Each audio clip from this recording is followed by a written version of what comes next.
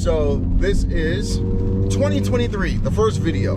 And what we are going to be doing is heading over to my buddy Pat's house. We're going to do kind of a revamped ranting with wrenches. So I'm not gonna divulge what the new format is gonna be, but hopefully it will be a little bit more entertaining for you guys, and then shed some light on some other of my friends' characters, and then other, you know, local wrench heads or, you know, car guys in the area. As a refresher, you guys know that what this channel is about is, you know, the car guys that enjoy working on cars, but you know, we got families and other priorities and stuff like that that sometimes must come before our lovely wrenchathons. So I will bring you guys back once we get to Pat, and which you may have seen before on our previous episodes, and which you also may have seen on other YouTube channels that fellow buddy of mine runs as well. So I'll see you there.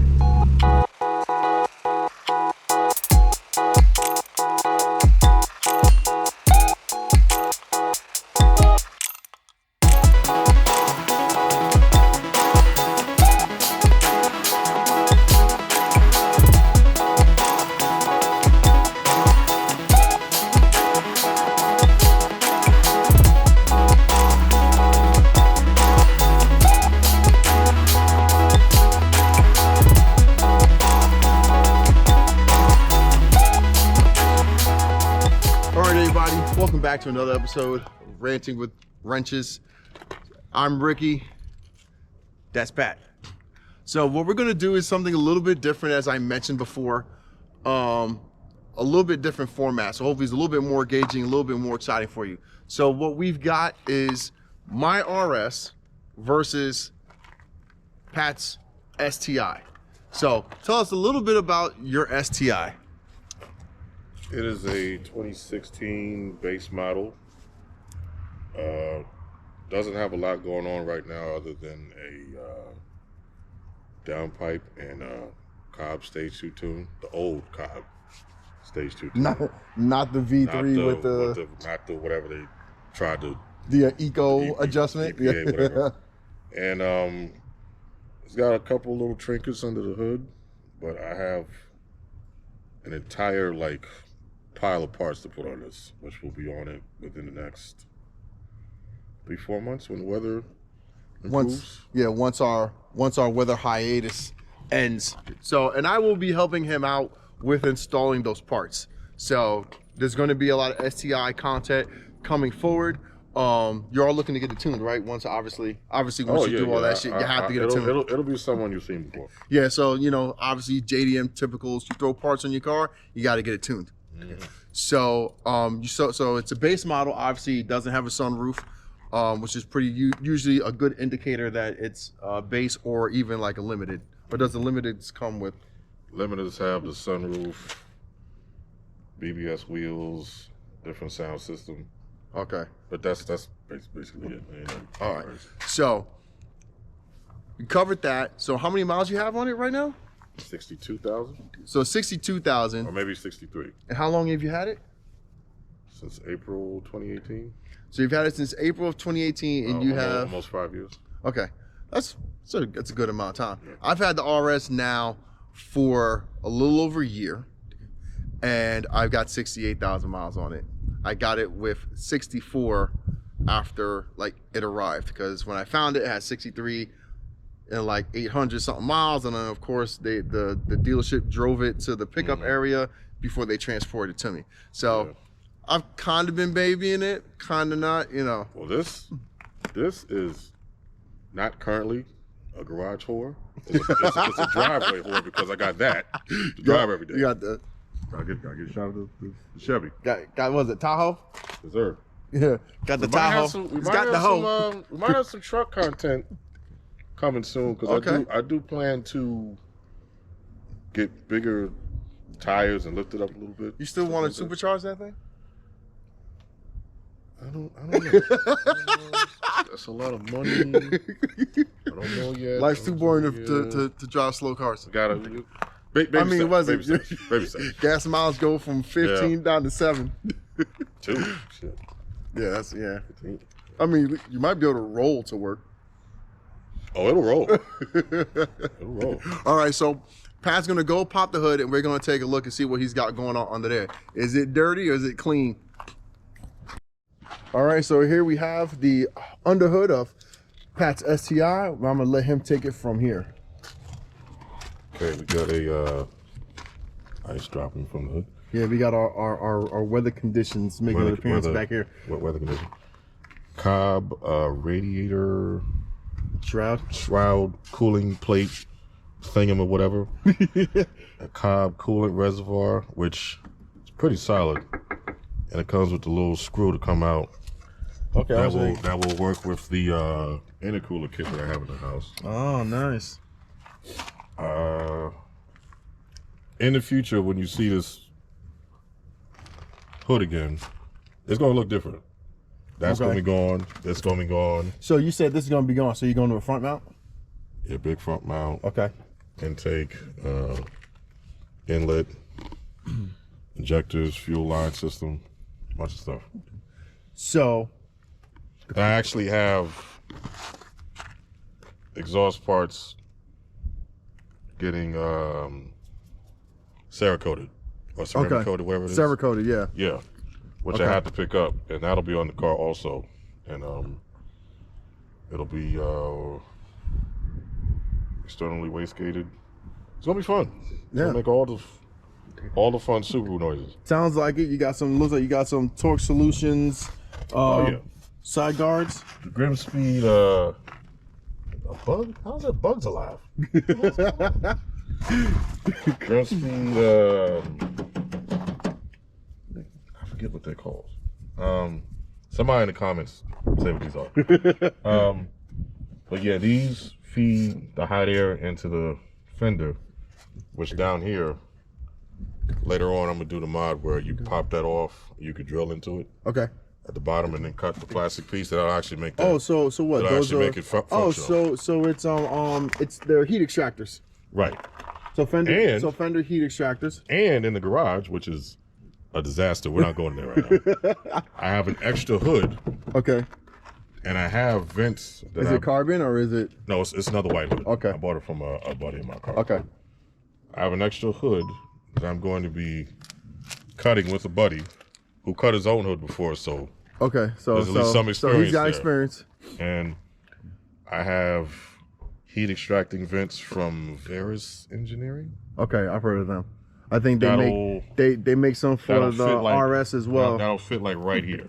So are those going to have like the water the drain directors? Yes, okay.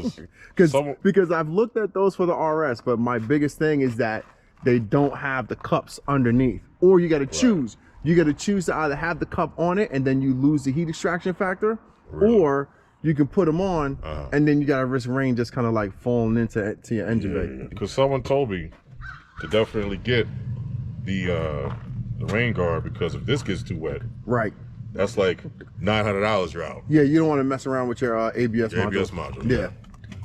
Yeah, I think that's any car. So what's it? I'm not sure where it is on my car. I'm pretty sure it's buried or somewhere back on the firewall. Yeah. But I mean, it looks pretty. I mean, it looks really clean. It is. You know what I mean? You got all your billet aluminum caps and whatnot.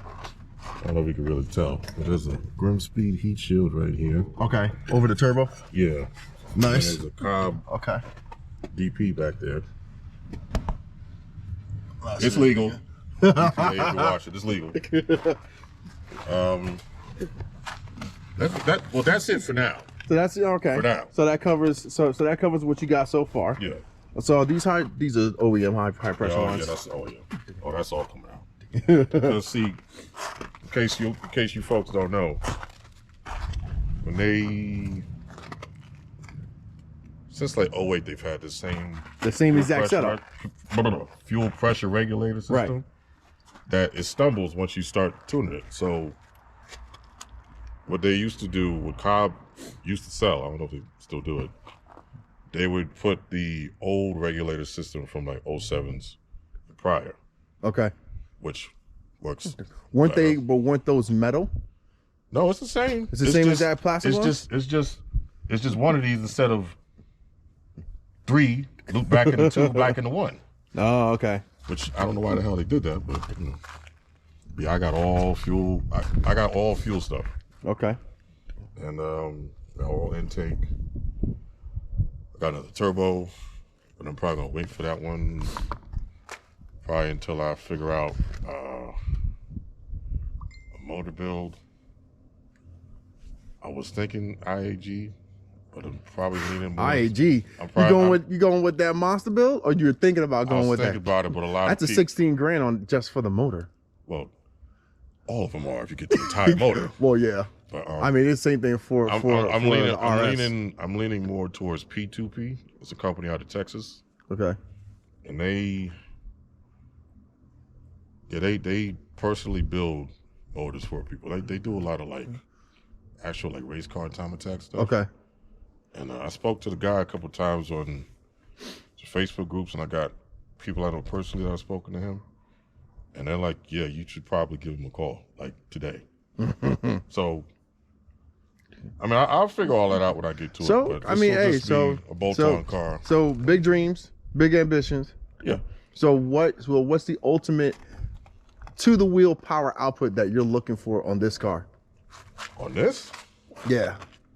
I mean, 600 would be nice, but 450 is a lot more realistic. Okay. But somewhere in between there would be fine with me. You know? Well, because obviously once the weather gets better, this is probably going to be being driven a lot more. A lot. If the gas doesn't go up like it did a year ago. Right. Because last year when the gas That's was high, bullshit. and I got something that was bad on gas, I didn't drive this, I was driving that. But, you know.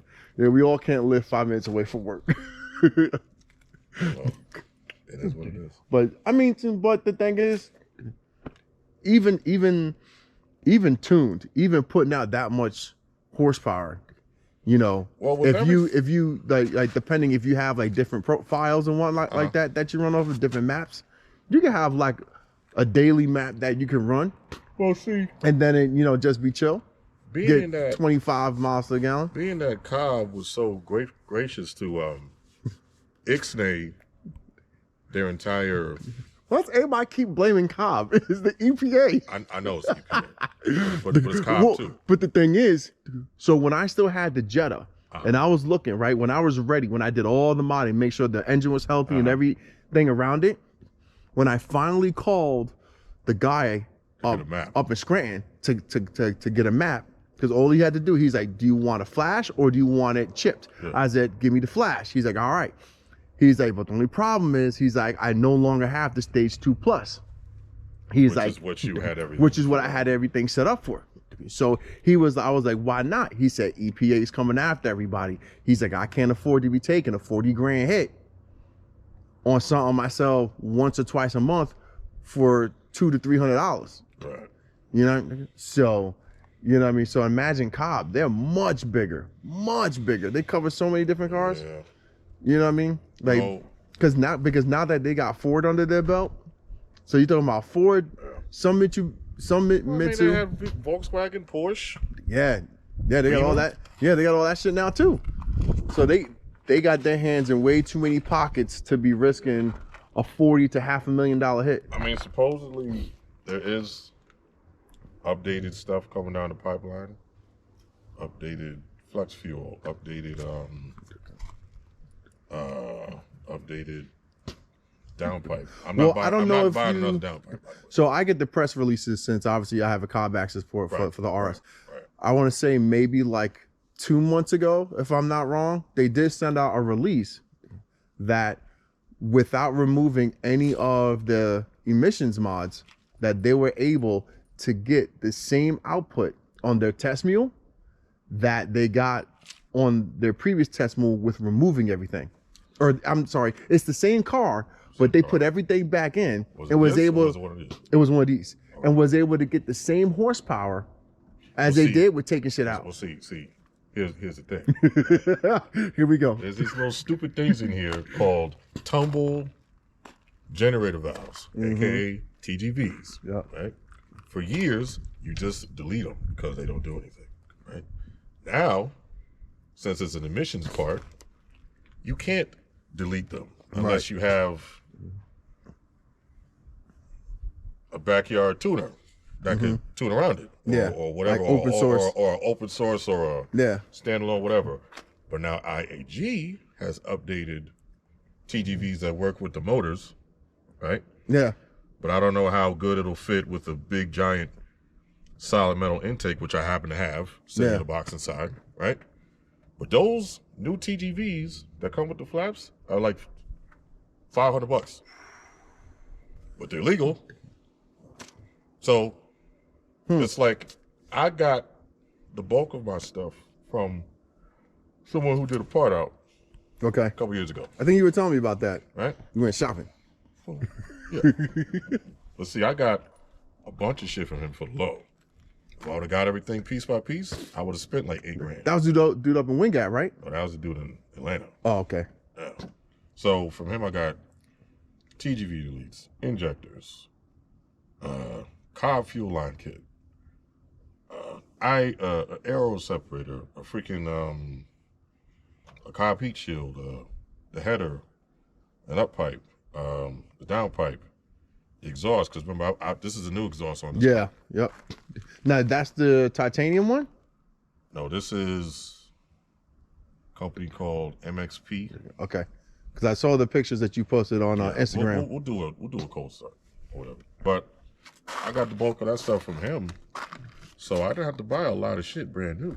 Yeah. So having to buy brand new emissions legal shit is bothering me because it's like I didn't need this before. Why do I have to get this now? Yeah.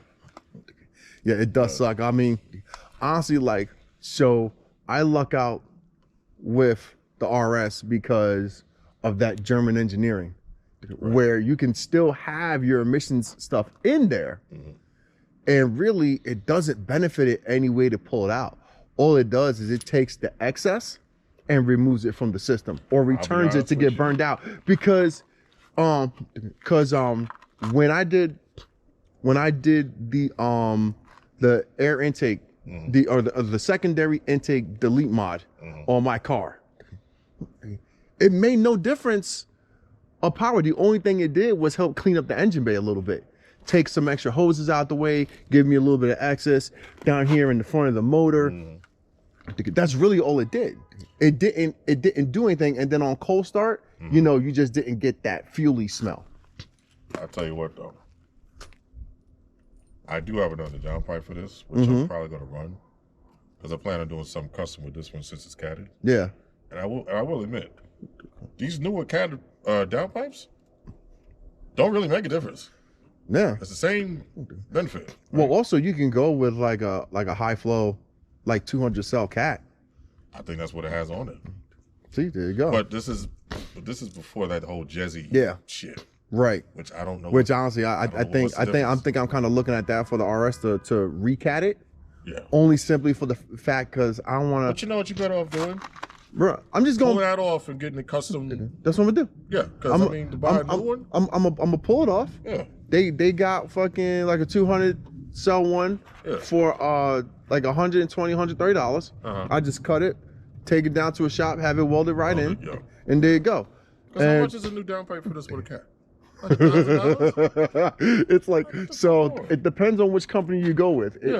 I think the cheapest company is about $1,100, and then if you make your way up towards ETS, it's a $3,500. Oh, ETS is money.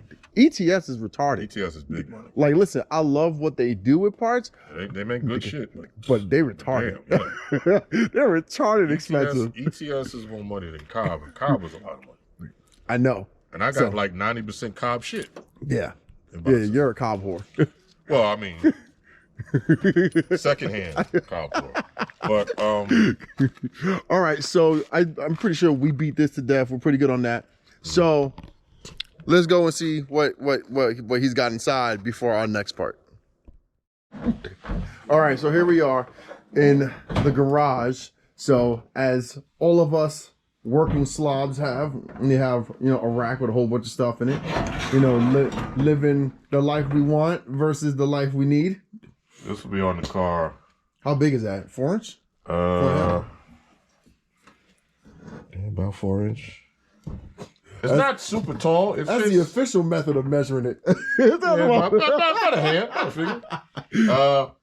It's not too tall. And you got the upgraded impact brakes too to oh yeah, go this is solid. This is solid. This shit here, this bitch is heavy too. You know, but most people get ETS stuff just because everybody else gets ETS stuff. But yeah, these are solid. These are really solid. The carb and the cooler kits. I got more stuff in the house in boxes. You got the corn syrup thing, containers. Yeah, got corn syrup. Yeah. See, just in case you think he's joking, E85. Yeah, I bought those stickers. Got some spare taillights here. Those JDM style taillights, or they no, just factory taillights. Okay. These were the shrouds that would fender shrouds. That's what they call them. Okay. Jesus Christ. I got something else in there. Did I give you a sneak peek? I'll be right back. Okay. Let's see. There he goes. All right. Excuse me. You got more stuff. Just, yeah. There we go. There you go. So iDoing headset. You know what that is? Not headset. Head unit. Head unit. Now, how big is the screen on that head unit? It's the same size as the factory screen in there. Like no, doesn't the or maybe it's like a 10-inch screen? Maybe it's a different version of the iDoing that I'm thinking of, because I know they got one where it's like an iPad size. Yeah, they got different ones for different cars, but these are like the best on the car. There's a couple other YouTubers I follow. I can't think of the one off the top of my head. He put like that floating tablet thing. Yes. And then he got this, and then he did the whole in between the amp speaker controller thing up under the seat. Okay. And he had set it all up and had a big detailed video, and then he did this, and he's like, I don't even need that other shit. But whilst I was on the internet looking for spoolie boys a year ago, I was told about this through a friend who was selling this, and I spoke to the person, and that friend told my friend, if he's got a grand right now, I'll send it to him. So of course, I sent it. Yeah, you said that. Here we are. But this is a freshly rebuilt Precision 55 millimeter turbo. And that's actual Precision too. You see it? Yeah. Precision. Not sure what this is rated for, but know that it'll very easily make 400 horsepower. 55 millimeter? 55 millimeter ball bearing. Was it? So that's not much smaller than the one I got on the RS, which I believe is a 63. Uh-huh. Hold on, let me pull up my information. I don't know how I think this is around the same size as what's in Joe's car. Right? That's no big deal. He's got that two. He got a 54X. Yeah. Turbo. So it is. So yeah, it's a 54X. So then it's around the same. Yeah, it's around the same size. But this will probably, I don't know. This might be in the car by the end of the year. I don't know. Okay. I got time. I mean, I got a clutch, and I got a couple other things to go in the car. Oh. Hold that thought. Okay. This one in here. All these damn shells ain't nothing on the shells. Yeah, so the NX2 turbo that I have from Precision is the 6064. 60. So was it 60 hot side, 64 cold yeah. side. Yeah. And you can't see it at all. Nope. Not at all. It's invisible. Invisible. Oh yeah, that's that Killer Bee stuff. Yeah, I got an oil pan and all that sitting at the Bro, when we went to the Killer Bee station at Boxer Fest, I'm like, bruh. Yeah, I went there. Just the turbo that he had. That freaking ball bearing turbo, the ceramic ball bearing turbo. Yeah. I'm like, bro, I can fit my hand inside of the fucking exhaust inlet. Got these off of oh, these are big boys. Friend of a friend. They have to be clean and powder coated and all that fun stuff. Making a corner Ralph. Oh, Ralph is gonna be busy. Shit, Ralph. Mr. Napoleon about to be a little hoe out here with all this shit I got. He's heard it here first. I did. But yeah. Oh, I don't know if you see that pile of tires right there. We do. Yeah. These things got some meat on them too. Yeah, what you call it? You gonna be tracking these son of bitches? No. Hold on now. Ooh. Oh, snap! Oh, this is fire, baby. This is the legendary RPF ones. Yes. Look at that. There are many others like it, but this one is mine. You understand? What color is this? The Spanish gold? These might be Spanish gold. I had our good friend Mr. Napoleon. I love this color. Do these for me a few months back. I love these color. This is how wide are these? These are 18 by 9.5. 18 by 9.5? 18 by 9.5 plus 38, the whole Subaru fitment. This is one of two sets of wheels that I have. Now you're just being greedy. Well, I mean, besides what's on the car. Besides what's on the car. The other ones are in the shed and it's cold and I don't have the key and I'm not digging them out. But I'll show you later on at some point the other set of wheels. These will be on the car. The car will have some new coilovers, a little bit of doodads, but that's it. Just basic shit. I want to do a lot more just like anybody else. Yeah. But I'm poor. Okay? I work hard for what I got. And it just so happens to be that, you know, the way life works, once you get what you want. I'll see you in the morning, Pat. All right. The way life works, once you get what you want, you're happy. And then you want more. And then the cost of shit goes up. And then, you know, record inflation hits. Right? Like why do they do this to us? Right? But life ain't that bad. Right? Life ain't that bad. So you'll see more of this in the future. Definitely by like the summertime. Car looks good now, but it's gonna look real good in a couple months. It's gonna sound a little different. It's gonna run a little different. We're gonna have some fun. Awesome. So, like Pat said, we're poor. All right, we got a very expensive hobby. Yes. That helps us to remain poor. Yes. Yeah.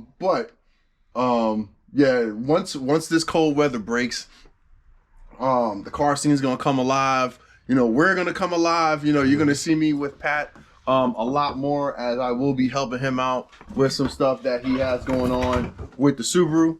And what we're gonna do right now is, he has not yet had a ride in the RS. So what we're gonna do, we're gonna hop in the RS, we're gonna take it around, and then we're gonna come and we're getting into the STI, and maybe I'll get to drive the STI. Maybe. I did drive the WRX. How was that? I remember that was like driving like a cloud. Really? Because like you hit the gas and it just seemed like it just hovered across the ground. Oh. I mean, because that was back when I lived up in K section. Oh. And I remember I hit the gas and it just went. Like there was no lag, like the clutch just bit and went. And it felt like Goku on Nimbus. It just went. So we're gonna get a cold start of the STI, and then we're gonna make the neighbor do that for the outro, maybe. Outro. And then we're gonna sure, whatever, however you gonna do it. And we're gonna make the neighbors mad. So with the RS and fucking the STI running. All right, so we are officially on a side road, which will not be named. Mm-hmm. And what I'm gonna do is I'm going to get down to a certain stop sign, and then once we do that, we're gonna turn around and we're gonna blast it so Pat can feel what it's like. So it's probably gonna wind up being like a second gear pull going into third, maybe even fourth. We'll see how we feel. But impressions on how the car is riding so far, and I did, like I said, I just shifted into sport mode. I like it. It's definitely got that rally feel to it, to say the least. And there's not many opportunities I get to ride in a rally hatchback like that either, to be honest with you. Now, mind you, your STI is based on a rally car. Yes, it is. But the one thing that I feel that the STI and WRX, the newer ones, have lost is a little bit of that rally, like the legit rally feel, as they've tried to kind of update and kind of, you know, make it more cushy. Yeah, make it a little bit more of a cushy drive. Now, don't get me wrong, this car it's got its luxuries, cushy, heated steering wheel, mm-hmm. you know, heated seats, sunroof, all that. But like you said, because it's a hatch, I feel like it's still very much like rally. You know what I mean? Mm-hmm. Like when you're driving it around the corners and stuff like that, you can kind of feel like it's more in its element than if you were to just be blasting in a straight line. Definitely. Yeah, we're gonna have to do this again with my car once I get the suspension, all that shit on it. Yeah, so once we do this in my car, so he gets a chance to feel, we will pull it out, we will go back to his house, grab the STI, and then we will take a ride. We probably won't do a pull, but we'll just take it around. Yeah, just take it around. So I'm going to find a turnaround spot. You turn around this lot right here. No, the lot over here. Oh, the lot. Oh, okay, I see. We don't want to, you know, turn around no one's yard. Some people get iffy about that. This, however, is public property. That's another thing I want to do. I want to get a replacement undershield for this. Oh, a belly pan. Shit. Skid plate. Yeah. Yeah, I got a skid plate on the car. I don't know if you saw it. On the rear, I think I saw the rear one. But I just feel like, because the previous owner, they took the even the front lip off. They had taken it off, and so the bottom radiator support is completely exposed. And I don't like that. Yeah. So, all right, ready? Here we go. I'm downshift in a second. Go.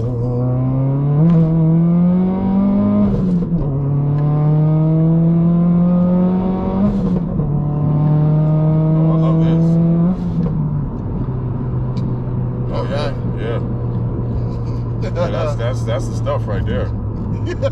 That's the stuff right there. I must say, this don't have no lag, like none. So I got up to 97. That was 97? Ish. Yeah, I got up to 97 ish. Well, that's because I let off. Oh, I know. So when I jumped in it in second gear, I was hovering around 30, mashed it, I shifted at 60, and then, like I said, I shifted into fifth and kind of cruised just before 100. Right. But And so the cob, so since the cob is not plugged up because it like takes up too much of my side view, the no lift shift is not active. Oh, you gotta have it plugged in. Yeah, so I gotta have it plugged in for the no lift shift. Did you just no lift? I thought you did. Huh? You didn't no lift just now? No, I didn't no lift. Oh wow. So, but Sounded like it. Sounded good. So it's weird. So I think I'm not 100% sure, but I think the dual port wastegate, I think that helps to hold pressure better, so that when you're transitioning gears, you don't lose a whole lot of your boost. Because like you said, once you got on it, the build up doesn't fall off. Yeah. What you mean? Yeah, right. And and the one thing that I did do that I don't think you were around for the car, when I upgraded the spring for the Turbo Smart blow-off valve recirc combo. So this is my first time getting on it since I upgraded that spring. Just now? Yeah. Oh wow, you got a lot more self-control than me. Then again, you have kids. I don't have kids. That kind of limits my opportunities. But probably the one thing that I would say that I definitely felt was when you're shifting gears, like going clutch into the floor to get to the next gear, there's like a very, very mild and moderate sticking of the clutch. I think that's the clutch spring. Because one thing but the thing is, that shit's like, that little piece is like, it's like $90 to upgrade. Is it still factory clutch, or you don't know? I don't know if it's the factory clutch. I'm assuming it's not, because it's with the power that it's putting out. I can only imagine that it's got to be at least a stage 2, a stage 2 plus that I saw from I think it's either Clutch Masters, like, I'll tell you what though, or Gretty. I'll tell you what, this some bitch is quick. It got up that fast. This some bitch is very quick. But it's funny because, like, you ride in people's cars in different like stages. Yeah. This is the only one I've ever rode in. I mean, I've sat in them before. I've never driven one. Yeah. I don't have another one of these to judge off of. So right now I'm just like, damn, this is a lot quicker than I thought it was going to be. You thought it was like, oh yeah, it's quick, but it's not like. No, this is quick. Oh, also, it's not the first time I've ripped in it since then, but this has the new transfer case in it. So oh yeah, your other one broke, right? The other one was trashed, and before so this is gripping like it's supposed to. Exactly. So before, it would be a little bit more like linear, like almost like a gradual buildup. Whereas now, as soon as I dumped the clutch, it was full go. Where before, it kind of felt like a rubber band, and like somebody was pulling you along, and then eventually you got up to speed. This time, you know what I mean? It was like, okay, go. It was boom, like right away. Yeah, this shit on go. Period. Yeah. I like that. And see, that's the thing too. Like, I got a clutch that I got off a buddy that he had sitting for a long time because he ended up getting rid of his his Subaru, right? Yeah. And it's a Clutch Masters stage 3, I think. Yeah. But there's no torque rating. They don't give a torque rating for whatever reason. But I know it should be good, right? Yeah. And like, that's weird. I've never understood why, certain companies don't give a torque rating on. I don't know. But it's a sprung 6-puck. Okay. So you know it's good, right? And well, that's usually what, like a 500 plus horsepower rating on those. Probably about 500 torque. Just don't Ralph got that in IV and she's putting down 550. He got a multi-plate now. Okay. I think. I thought the multi-plate was in the GTR. I think he's got a multi. I mean, he'll correct it in the comments. Yeah, Ralph, let us know. Let us know, Ralph. What clutch you got in Ivy? Is it the 6-plug or the multi-plate? There's so many new like multi-plate clutches for Subarus now. That's legit, but they're all like 1,500 plus. I want to get one for this car, and I think there's two. There's the Exity and ACT, and there's another one called X Clutch. Yeah, that's real good that I keep hearing about. But of course, this shit's like $2,000. Like, why does everything gotta cost so much money? Well, I think you mentioned it. The Clutch Masters Pro, they actually have one available for this car, and that one is it's $1,500. But and it says that when you're normal driving, it's got really good smooth engagement, and then when you're higher up there, it's like butter. It's like butter. Yeah, exactly. Like you can't even tell that it's a fucking dual plate. And see, I'm sick of you'll see. I'm sick of the stock clutch. Okay. In my car because the pedal's real like spongy? Feathery and spongy and just gay, right? But I want a stiffer clutch like how my other Subaru had. Remember my old silver one? Bro, but that had a much better clutch. But you put so much work into that. Yeah, more on that later. Painful story. But the factory pedal on that was great. Okay. But you know what? That was a push type clutch, and I think now everything is pull type, or maybe it's reversed. I think they switched them to make the pedal softer for more people. Yeah. Even though they work the same. Probably. Yeah, you're probably right. That one's probably a pull style, where most newer cars are push style. Yeah.